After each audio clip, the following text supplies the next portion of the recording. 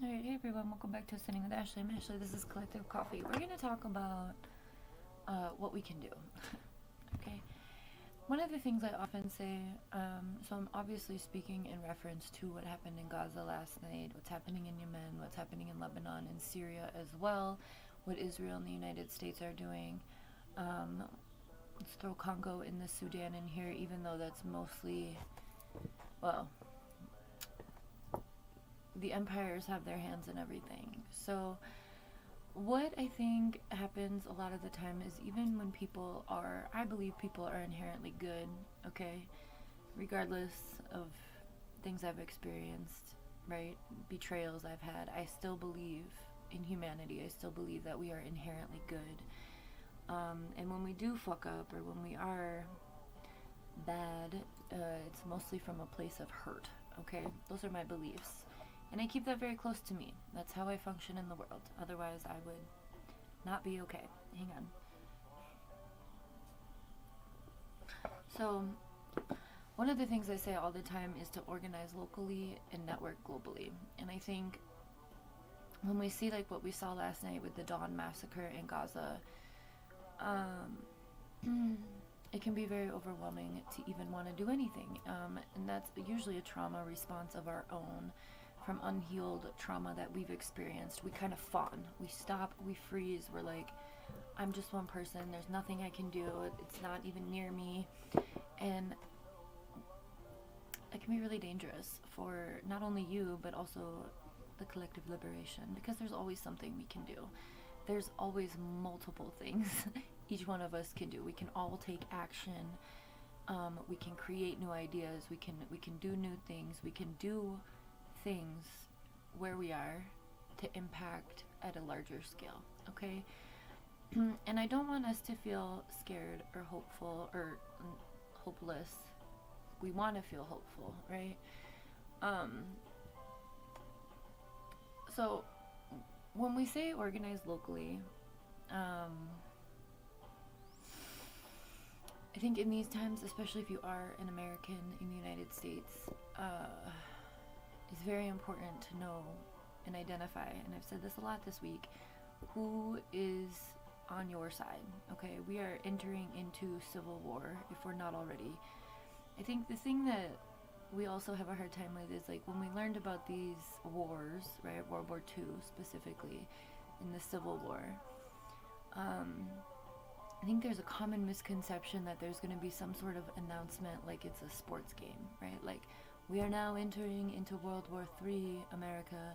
You are also at Civil War at this time, right? Like, that's not going to happen. Nobody's going to say that to us, okay?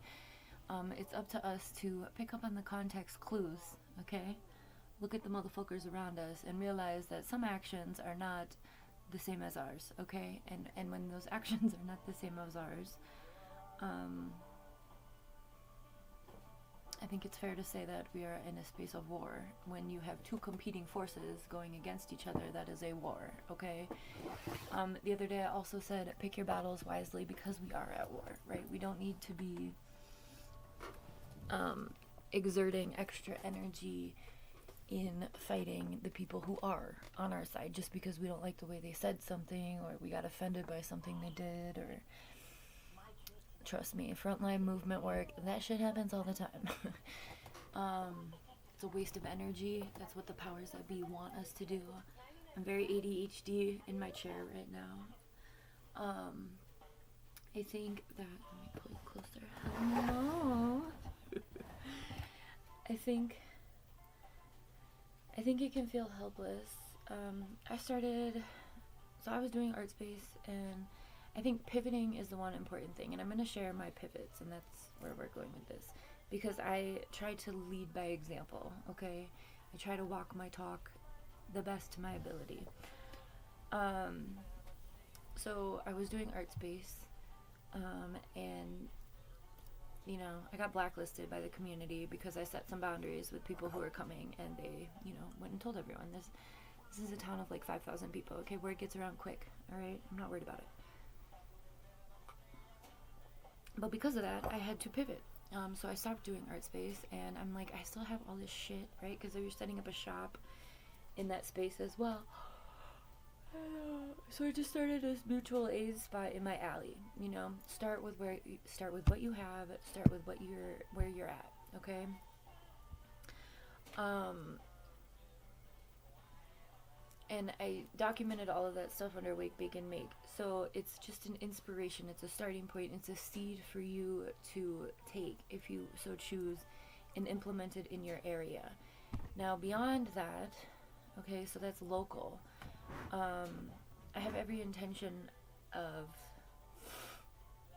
also organizing people for La Raza Unida Party. Okay, so I'm a human rights organizer. I have my master's degree in this field. I know most people don't because that program doesn't even exist.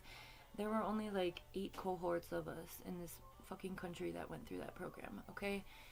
Um, literally, only a handful of us. I would say less than 50. 50 of us have that degree, okay? So when we get to a space where we are understanding what our skills are, what our wheelhouse is, what our passion is, the demographic in which we want to work with, while also acknowledging the intersectionality of global movements, global social movements, resistance to empires, to genocide, to slave labor, to extraction of resources, to colonialism, to right, to capitalism. Okay, so when we see, okay, so what we do is we identify in our area what we can do, who we can work with. I want to work with youth. I don't want to have to repair all of these old ass motherfuckers who are so set in their ways, and that's what this town is. That's why I got blacklisted, because I'm different, okay? This is a very religious town. This is a very white, weird town. This is it's also a very segregated town. It's a very colorblind town as well. There's lots of things here. So what I'm going to do is I'm just going to stick with the youth, okay? I have become an adult, and I've made videos about this that I wish I had when I was growing up, okay? So think about that. I think that a lot of us really should work with the youth. I think our youth need adults who are not like everybody else, not trying to funnel them into the colonial capitalist system, but offer alternatives, okay? That's my thing. I know a lot of my comrades also do this work in schools, in colleges, in community. I think that it's time we really build up our youth. And I just started a new project called Offering Empathy, and the first video was about youth, and that's what inspired me to do this mutual aid spot, because the high schoolers walk through this alley and they're like the only ones that really do. There's like one white old hippie couple that walks through, and there's like one guy who walks a dog, and that's it. Then there's chickens. But anyway, know your demographic, okay, is important. Maybe before I moved to this town, I studied the demographics. I studied the the census information about this area. There's only like 500 or so youth, like kids like under 18 in this area. The average annual income in this area. I think it's important to know the statistics and the demographics of the area that you live in, understand whose land that was initially before colonization, and support efforts of land back for those folks in your area as well, to the best of your ability, at least with solidarity and either allyship or accomplishment,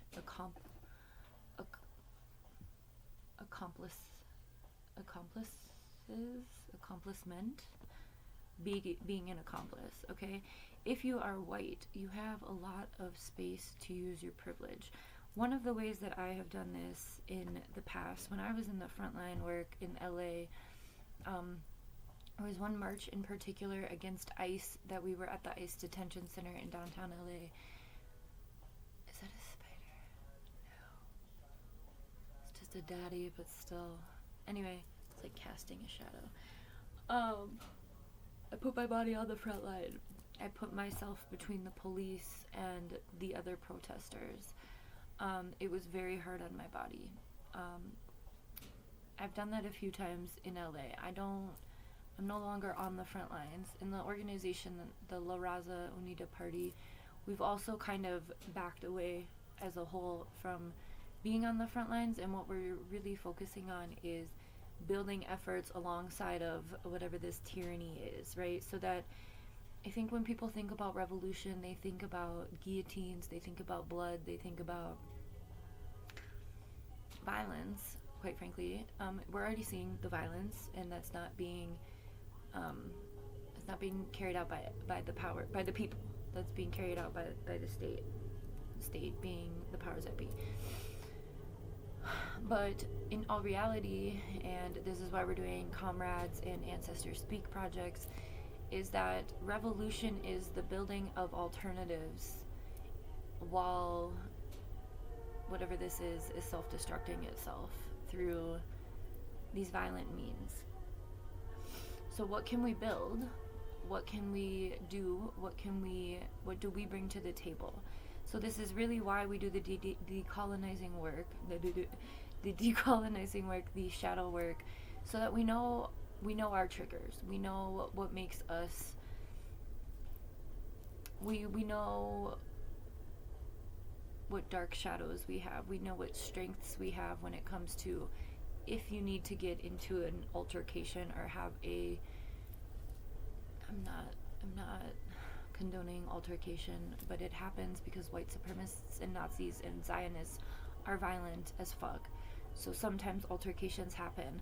What shadows do you have that you can pick? Like, I always joke around that I've got a bitch stick and I am waiting to whack it on someone. Like, don't push me, because you don't.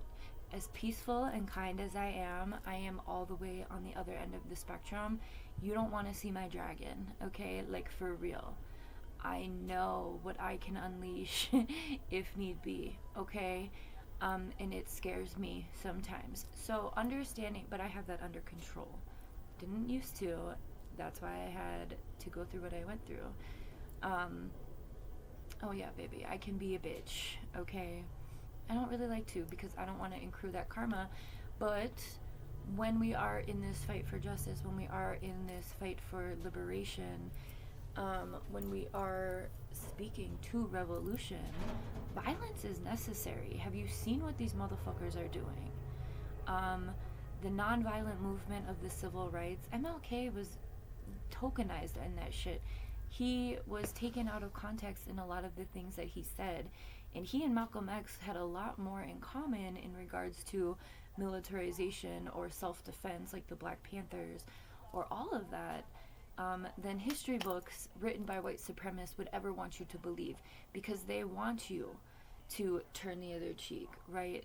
The Bible, Christianity, books like that were all written by the people in power to gain complacency, to have people participating in their own oppression, okay, to be at this mercy of, Sky Daddy or whatever. I'm sorry if I'm absolutely shattering your worldview. It's time. It needs to be shattered. You yourself are your own guru. You yourself have your own connection to whatever it is you believe, and also the very real living earth that we all live on, that these motherfuckers are killing. So point being, don't lose hope. Watch what's happening, witness what's happening, share what's happening, and do what you can in your area. First, start with yourself.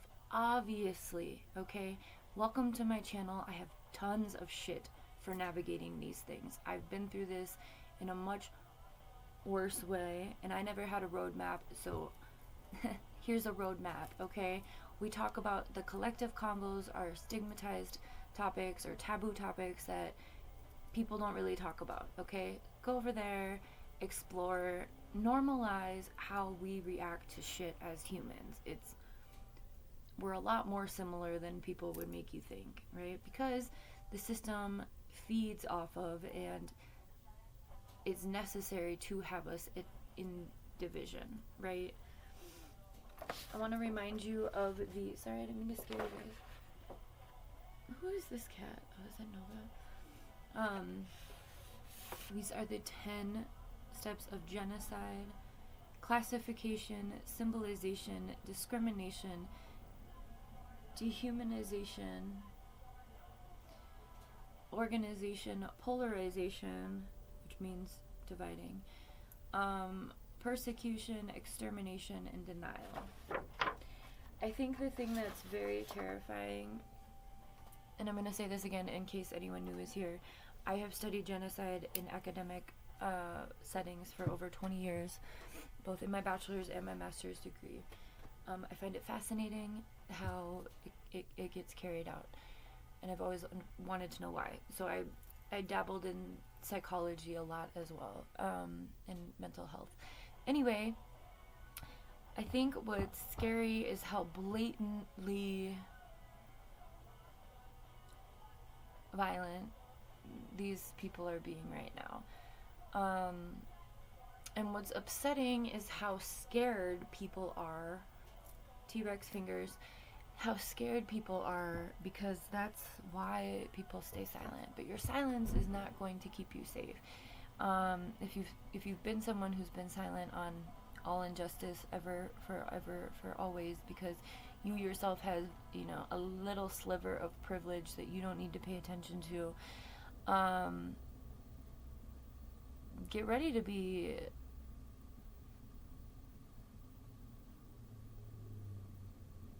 what's the word? Offended. If you're on my channel, you're gonna be offended over here. But it's time. It's time to pay attention to what's happening. It's time to give a fuck about someone besides yourself.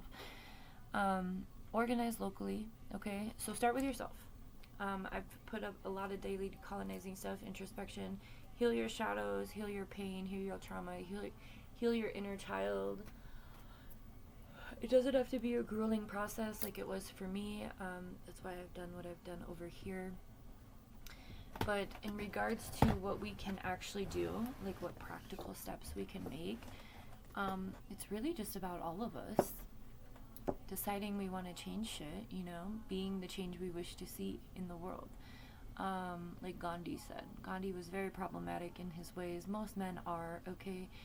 But I think another quote, and I shared this in the mutual aid stuff, there's a quote, I always wondered why nobody did anything about it, and then I realized I'm someone, so like, no matter what you can do, no matter what impact you can have, even if it's just talking to your neighbors, making sure you and your neighbors have some sort of understanding or safety plan or conversation, figuring out who in your community is on your side. Again, we're not, there's not going to be like a buzzer sound and be like, okay, here's World War II or III and here's Civil War, right?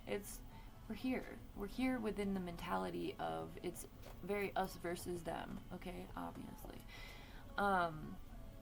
So even just getting to know your neighbors, setting up community stuff. I'm really happy with the mutual aid. I'm really happy it was well received.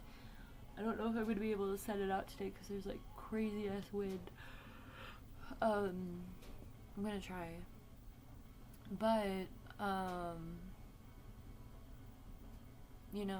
and that's just for this alley. So that's like, what, maybe 20 kids in this area. Like I said, there's like 500 kids in this town.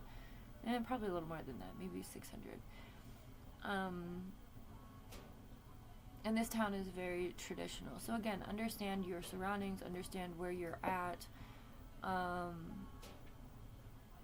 understanding the struggles that other people face if you yourself are not facing them, and having the empathy to understand that, right? And understand your role in that as well as an oppressor or someone with a little bit more privilege or a lot of bit more privilege, right?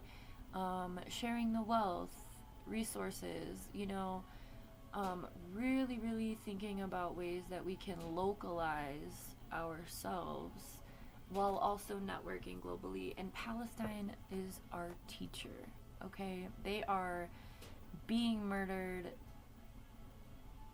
At, I don't even know what to say. We've never seen anything like this as humans. I said that weird, humans. You know, but we've been watching it for. I mean, I've been consistently. I haven't missed a day of what's happening in Palestine. So October 7th, 2003. You know, I have not missed a day. I have a lot of friends on my Instagram who are in Gaza. I've connected with a bunch of motherfucking people on the ground in Gaza because of what's happening. And it has inspired me. Like, the dudes who feed all the cats in Gaza turned into that in my local community because I was like, you know what, I'm inspired.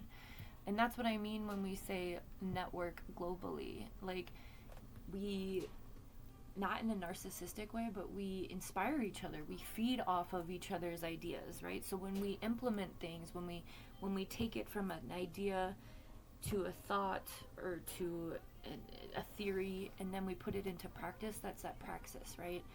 And Fred Hampton said that, and he was murdered by the FBI when he was, what, like 22, 21? He was a Black Panther in Chicago.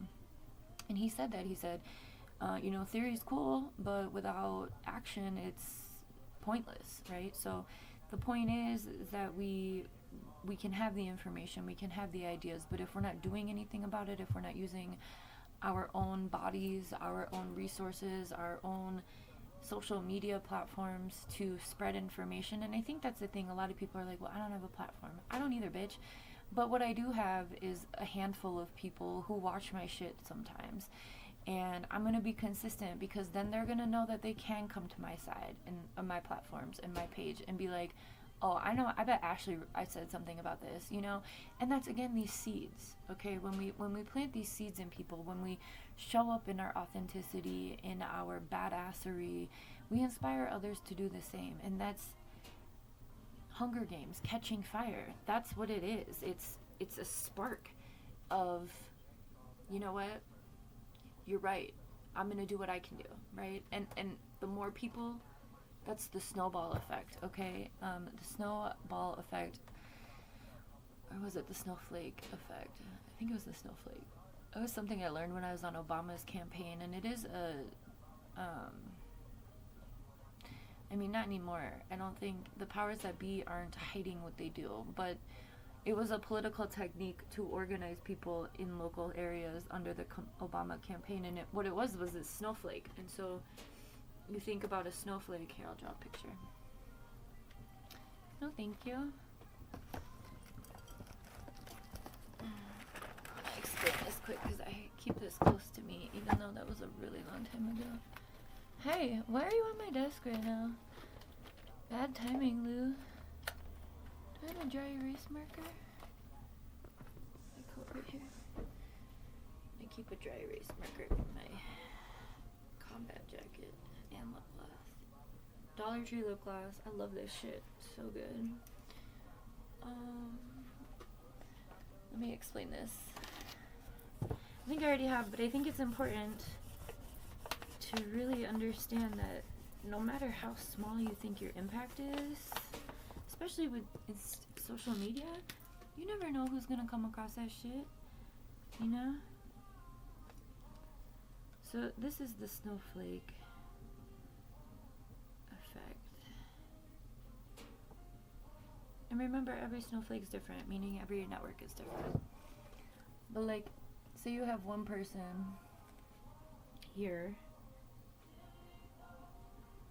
okay, and then they have communication with two other people, and then those two people have communication with these people, and then these people, you know what I mean? Do you understand? So this was the Obama campaign. This was what we learned when we were canvassing on the ground for his second term. This was the technique we used.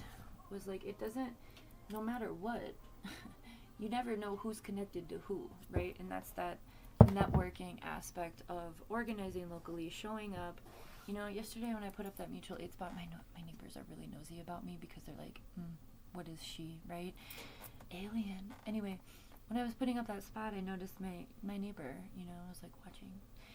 And then, you know, that probably turned into a conversation, maybe with the other neighbor. I don't fucking know. I don't care.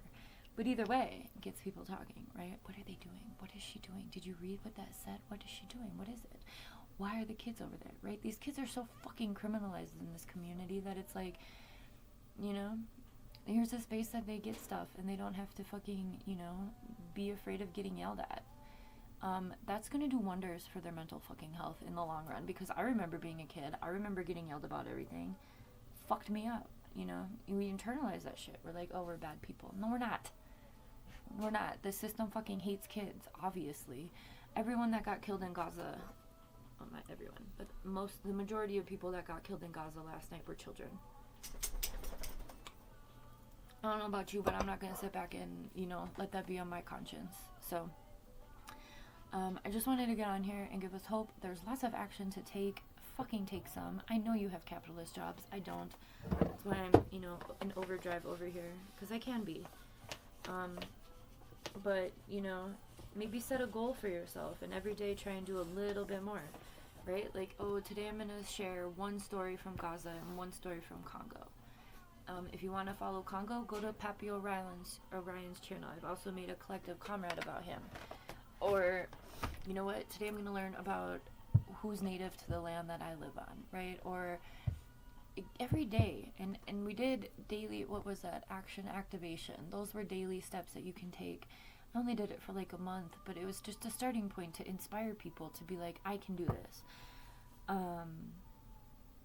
It's time to take action. Whatever that looks like for you. It's different for all of us. Go watch some of the What's Your Calling readings as well. Alright? I'm going to let you go. I appreciate you guys being here.